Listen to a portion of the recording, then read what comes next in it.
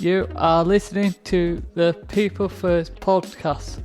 People First is a self-advocacy group run by people with learning disabilities, and People First podcast is a platform to raise awareness about real issues that affect people with learning disabilities in our community and all around the world.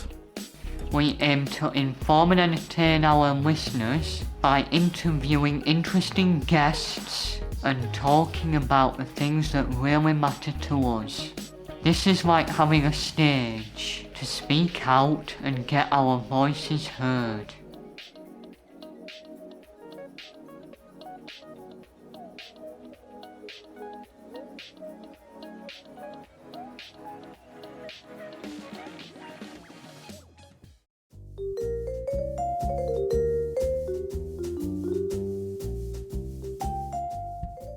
Hello, and welcome to the People First podcast. Today, we are speaking to Jodie, who is the Occupational therapist. After meeting Jodie in our office, we decided it would be a good idea to interview her. So, we weren't sure what an occupational therapist did, and that it would be a good idea to find out and try that with our listeners.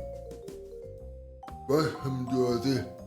We really enjoy answering our questions and being on the show. Excited to be here.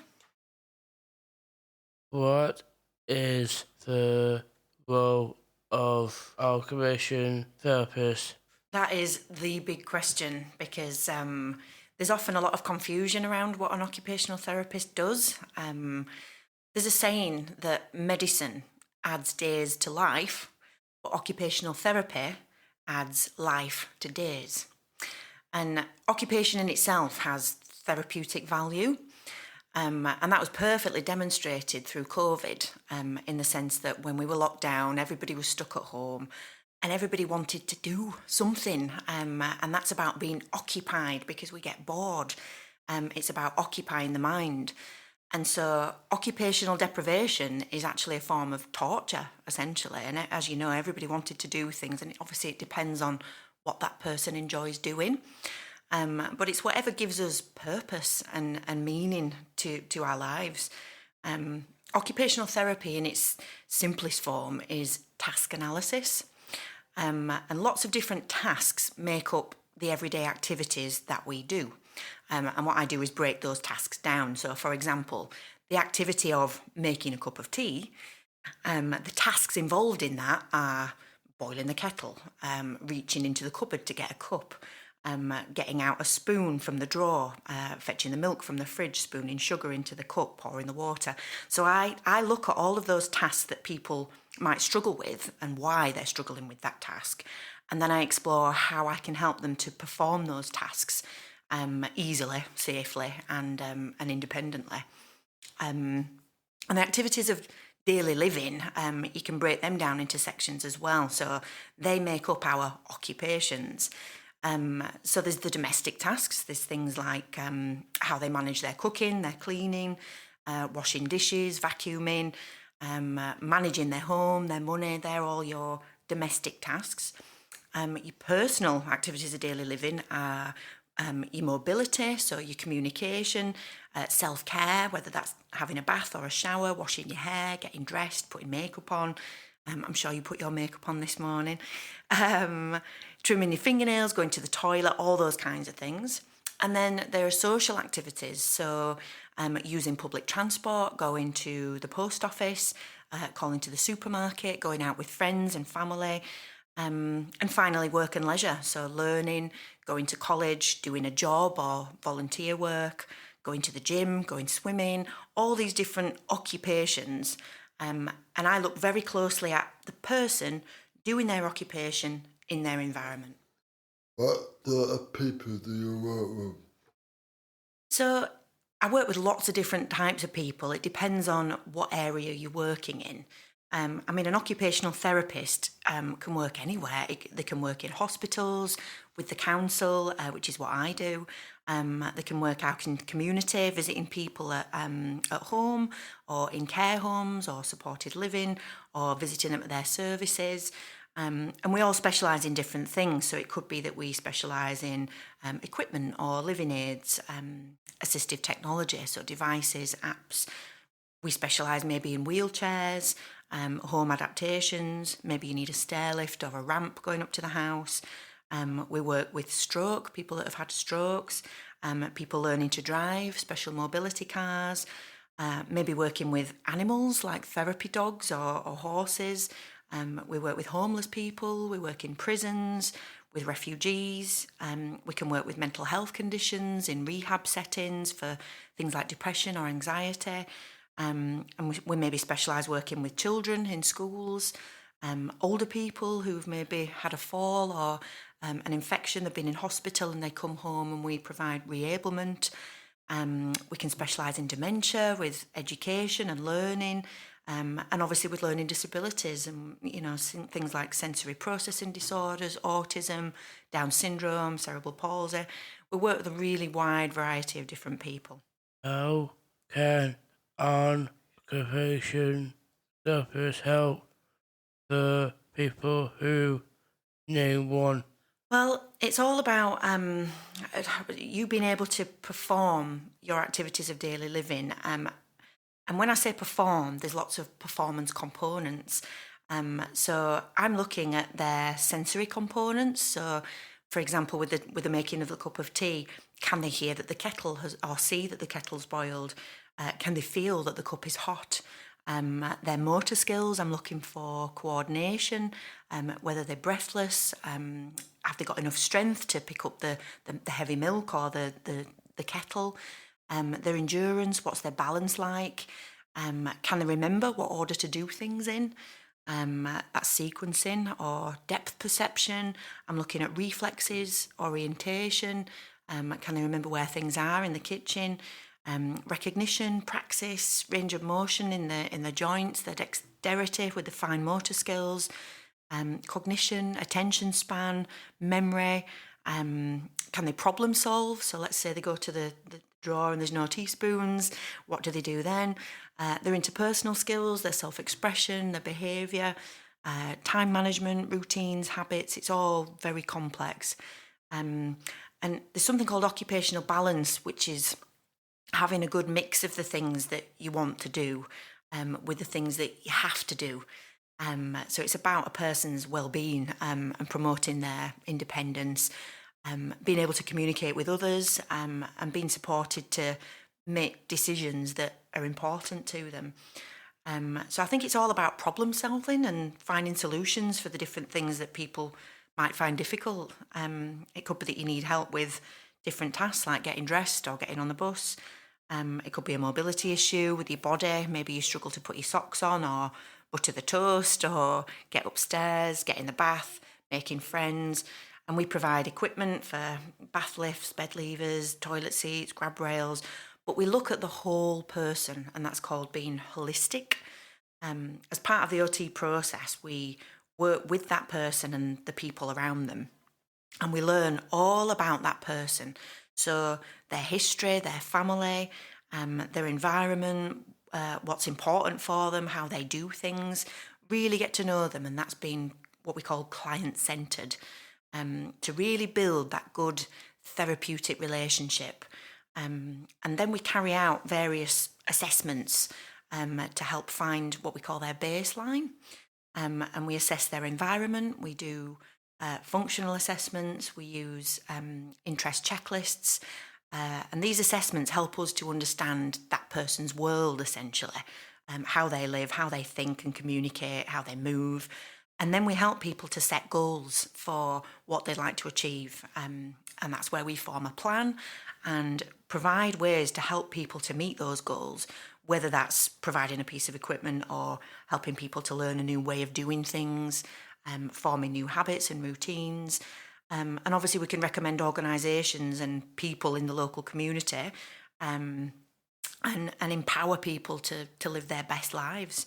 And of course, we'd reassess after making these adjustments and shift it around again, try different things if they're not working, we reevaluate and form new goals. So it's a bit of an ongoing process, really. Why did you decide to become an occupational therapist? Do you know, it hit me like a truck. It was through my own health, having met an occupational therapist. I have something called fibromyalgia, which basically means that I'm in a lot of pain a lot of the time for no real reason. And I experienced an occupational therapist when I lived in New Zealand, and I got assessed and diagnosed with fibromyalgia. And it made me realise that being sat at a desk all day isn't the best role that I can be in. I used to work in recruitment. And then I decided that I've always been very active. I always did gymnastics as a child and horse riding. And I realised I need to be more active in my daily routine in work. So when I came home from New Zealand, I sort of thought about what I'd like to do. I started going down the fitness route, but I realised that most people in fitness, they just want to look good with no clothes on, or they may be slimming down to get into a bridesmaid dress or something, and then they sack it off. Whereas when it's for a health reason, you're peeling back the layers of that person. Customer service is all well and good, but you go much deeper with somebody and you really get to the core of who that person is, and helping somebody through a process when they're in a vulnerable place really gives me good job satisfaction. So when I was at college trying to get into university, I went to an open day at Huddersfield University and stumbled across occupational therapy, and it hit me like a truck. It just suddenly, I thought, wow, this is what I want to do. So that was the beginning of my journey, so to speak. How did you become a occupational therapist? Did you have to study? I did, yes. So at the time, I had to, first of all, because I'd failed my maths at school, I was never very good at maths, good at my languages, but maths just used me. So I had to resit my maths, and I did that of an evening, whilst studying full-time on what we call an access course at college, and I did that at Kirklees College over in Huddersfield. And that took a year, and that's while I was also working part-time in a care home for caring for people who had dementia. So it was a very, very, very busy period. As a single mom as well, it was eat, sleep, work, eat, sleep, work. And then after that, once I'd passed that with flying colours, I got all distinctions, I'm proud to say. I then went on to do a 3-year degree at Huddersfield University. And again, I passed that with a first, so very pleased. It was very good. I met some lovely people, and as part of that, you studying a lot and producing lots of essays, but you're also getting experience on the job, what we call placements. So I had one with learning disabilities, which stemmed my love of LD, learning disabilities, working with those. And I had one in a hospital, also with reablement. So yeah, you sort of learn on the job and through study at university. What things do you do in your role? I make it up as I go along, I think. No, it's gosh, you use all kinds of skills. I think a lot of people skills and rapport building. I think you can't be a good occupational therapist unless you get to know that person. That is essential. Particularly with learning disabilities. And for me, I always wanted to work in community because that's that person's home. That's where they live. It says a lot about them, who they are, how they live, and you get a much better feel for that person. They're in their own environment, they're relaxed, they're not a fish out of water laid in a hospital bed somewhere. So I use a lot of skills, definitely my communication skills, being able to read people, build rapport, not just with them, but their families as well. So definitely communication and observational skills. So I'm taking in and trying to read between the lines and really watch people, looking at body language. So there's all kinds of skills involved with good occupational therapy, I think. What equipment made you suggest of some more you were helping?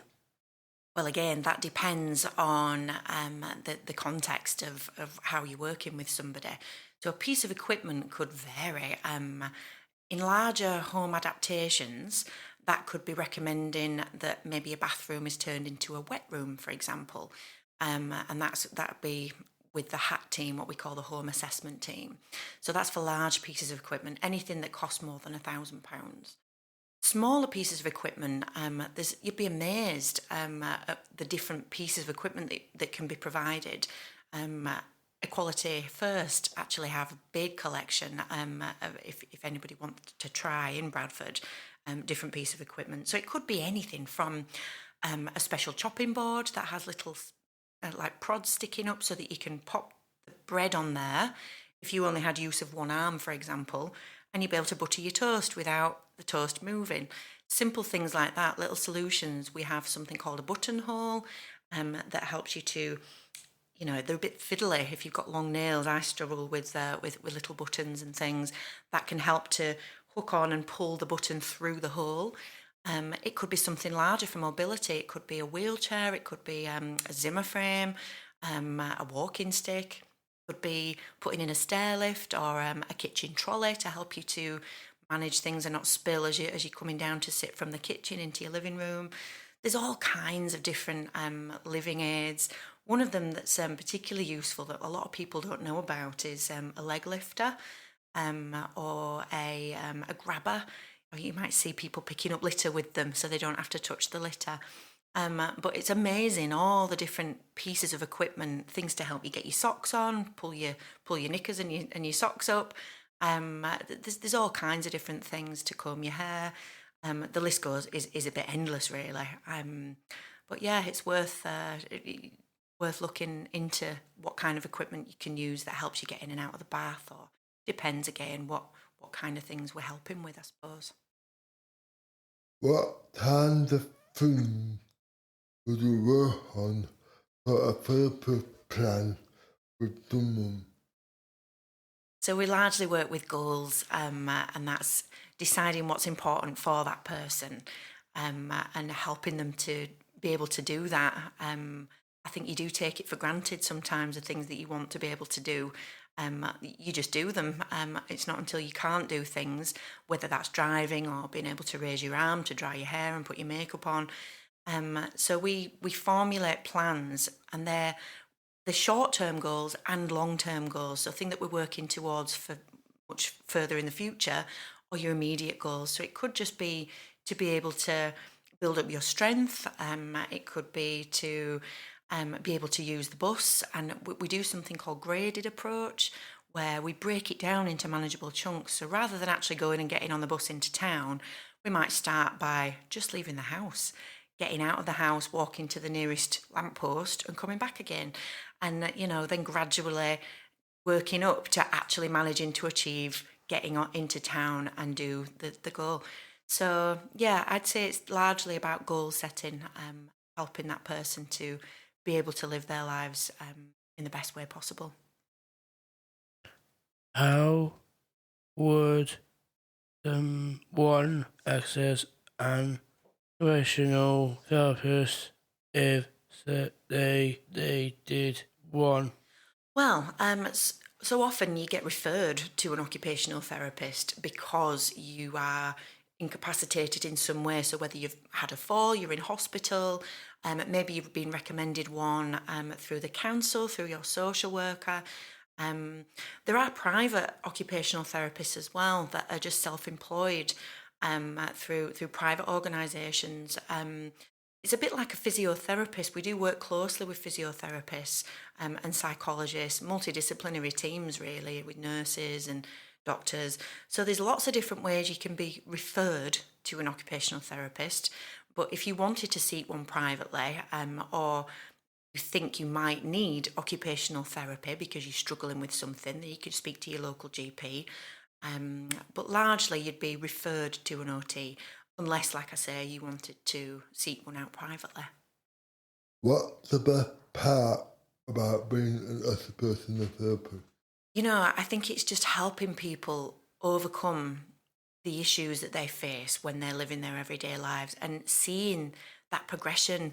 So whether it's managing their anxiety or being able to help them access things in the community and make friends, I really, really enjoy connecting with people. I'm a people person. I love being able to help people through a process and give them that self-confidence and self-esteem to really build and work with them and help them through that difficult stage or difficulty. I'm a problem solver. And I just love to work with somebody and see that end result when we've worked towards those goals and seeing those goals being achieved and knowing that I've been a part of that is really, really satisfying for me. That's why I got into the role, definitely. You work with Bradford Council. Could you tell us more about that? Certainly. So I've actually only been there 10 weeks now, I think. I qualified as an OT in June of this year. So this is my first role out of, and that's called my preceptorship year. So my first year, I'm still learning. There's so much I've got to learn because obviously in uni, I learn all about the different areas that OTs can work in, whereas now I'm working in community learning disability team. So I'm part of the reviewing team, which is, as I said, part of the CTLD, the community learning disability team. It is a very new role. It's a new department. It's sort of evolving. One of my main responsibilities is to make sure that people are accessing the right services across the Bradford district. I work in a team of social workers, and there are a couple of other OTs on my team as the CTLD.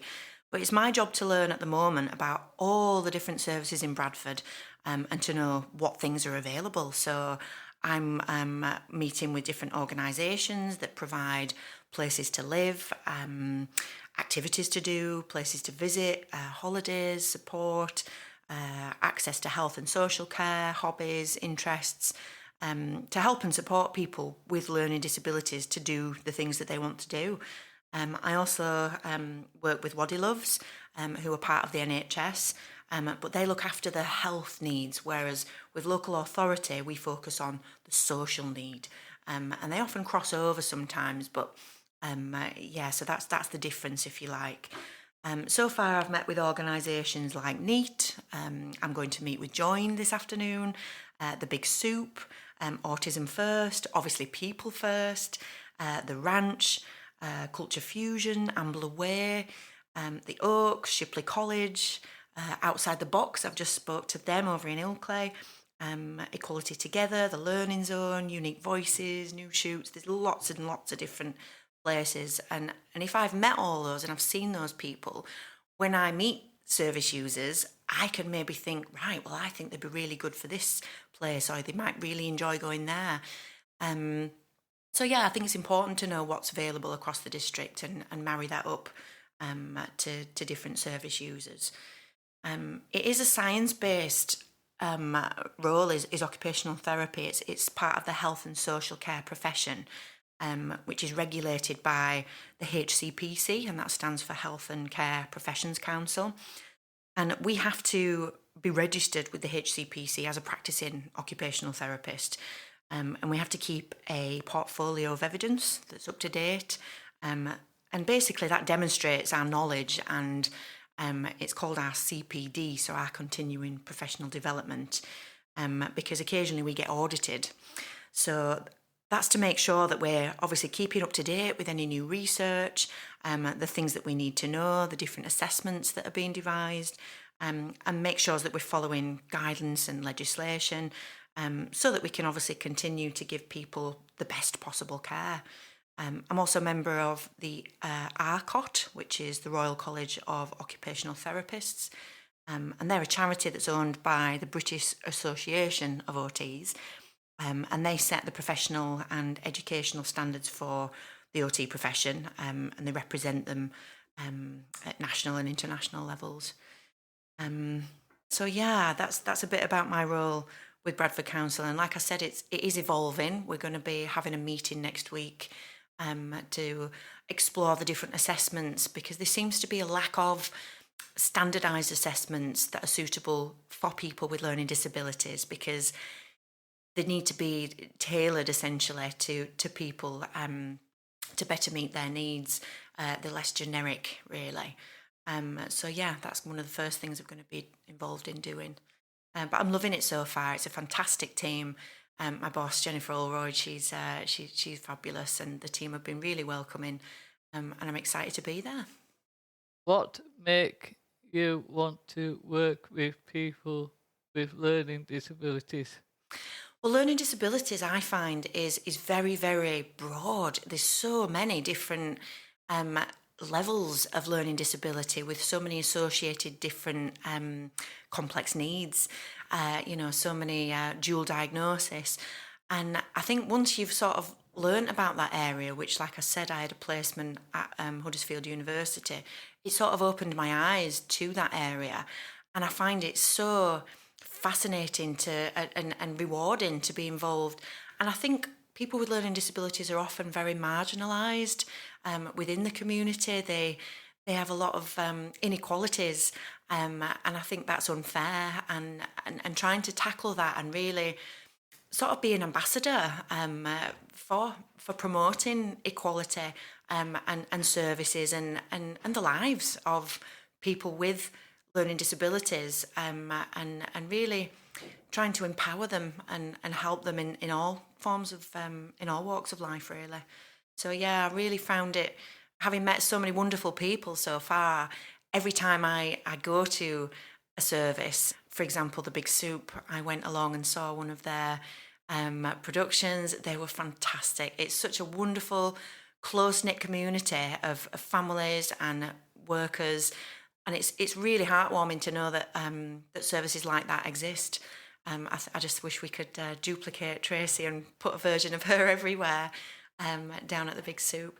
But yeah, really rewarding and satisfying working with learning disabilities, and it's something I want to pursue, definitely. Will that all we have time of today? Thank of coming in, Jodie.